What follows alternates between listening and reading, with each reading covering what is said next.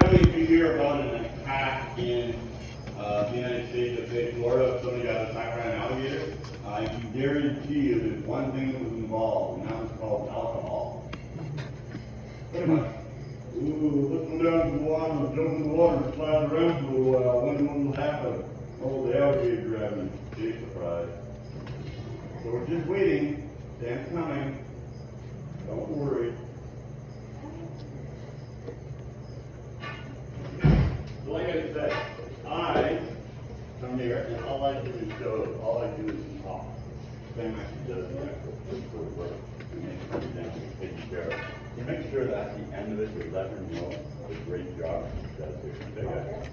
Really appreciate that. Beautiful creature. I want to pet it. I don't want to pet it. I do too. I want to pet it.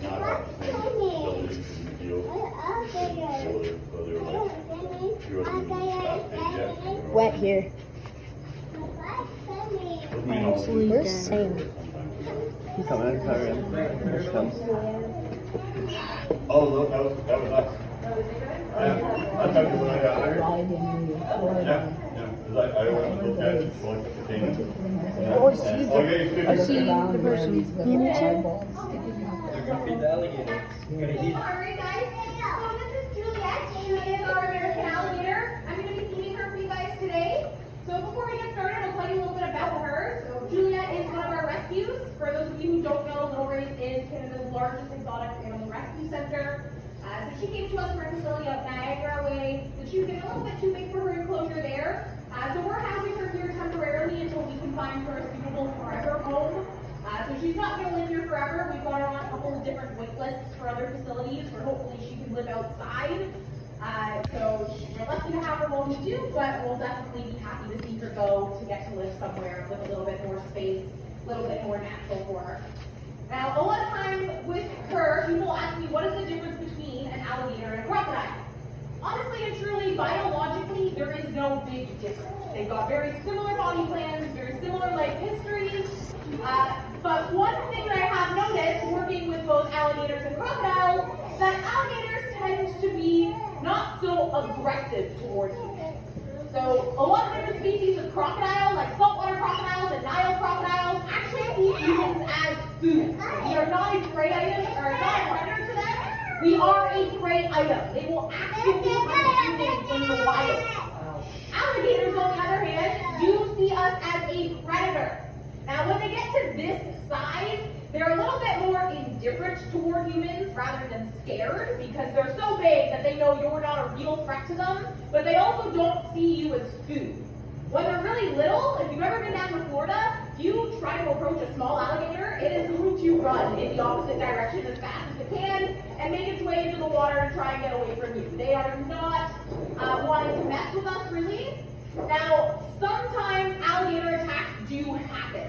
When those attacks happen, it is 9 times out of 10 because someone has been feeding that alligator. When you feed a wild animal, you take away its natural fear of people and make them associate people with food, which can be dangerous for both the animal and the humans in that area. Now, here in Ontario, we obviously do not have any crocodilians, but we do have a lot of wildlife. And even something as simple as feeding something like a deer. A deer, we don't really see that animal as being a dangerous animal. A deer's not going to come out and try and hunt you down and eat you. However, if you feed a deer, that's going to draw that deer into spaces where people live, which increases its chances of getting hit by a car. Now, that's really bad for the deer, but it's also really, really bad for people. If anyone's ever hit an animal with their car, not only can it be dangerous, it's also just very traumatizing. It's not something that I would wish upon anybody. And so it's not good for the people in that situation, also not good for that animal. Things like raccoons. You look at a raccoon, you go, oh my goodness, it's so cute, it's so fuzzy, I want to give it a treat, I want to help them out. Raccoons are a rabies vector animal. And unfortunately, here in Hamilton, we do have raccoon rabies. We're one of the only areas left in Ontario that actually still has it. So by feeding animals like raccoons, you're going to be drawing those animals into that space, making a bunch of them come together. And that's how disease spreads. So you might think you're trying to help that animal out, but I promise you friends, wild animals know how to be wild. They do not need help from us to find their food.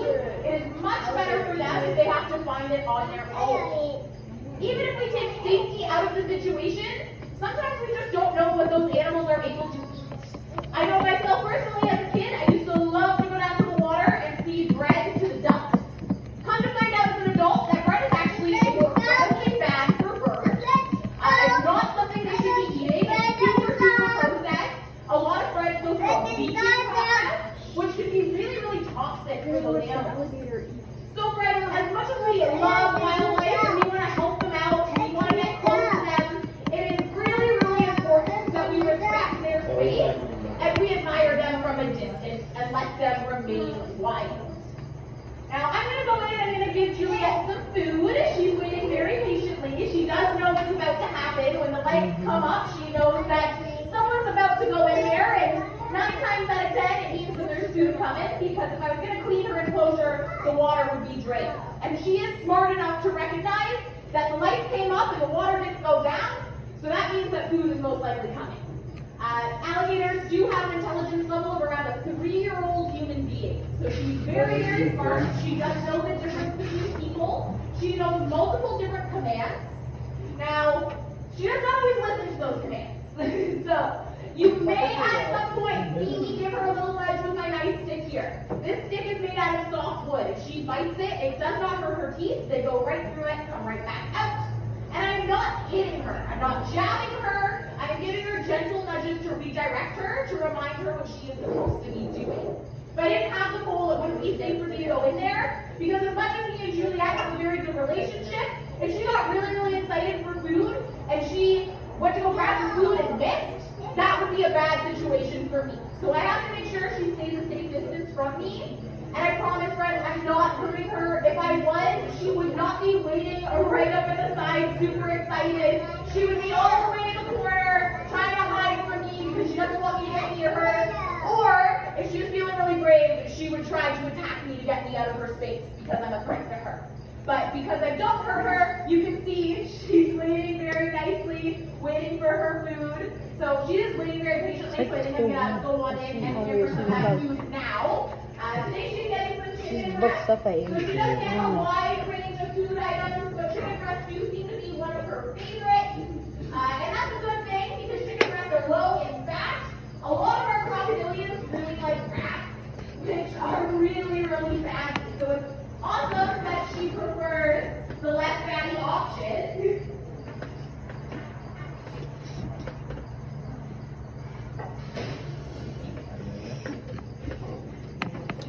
Boopy, boopy doo.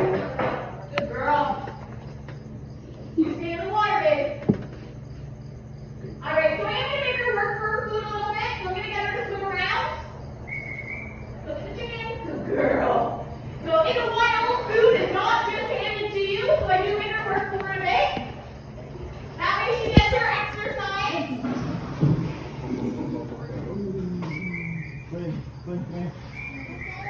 They're feeding the chicken. And she's not going to chew her food, she's just going to swallow it whole. She does not have the best table manners in the world. And that whistling sound that I'm making, she is trained to know that a whistle means food. So that way, if I'm going to come into the enclosure to clean, if I'm not whistling, she knows there's no food coming. That's a really big one. We're going to make her work a little bit harder for that.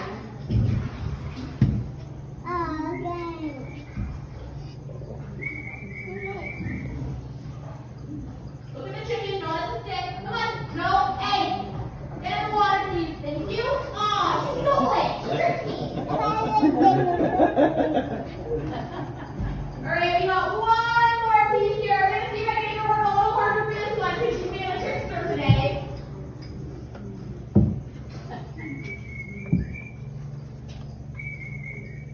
Come on. Come on. Get lazy. Come on.